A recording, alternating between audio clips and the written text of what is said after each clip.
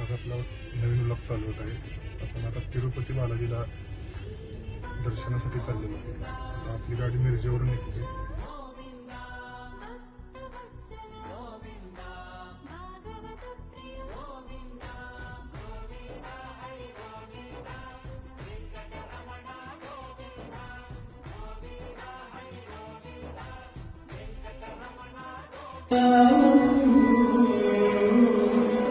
वंदे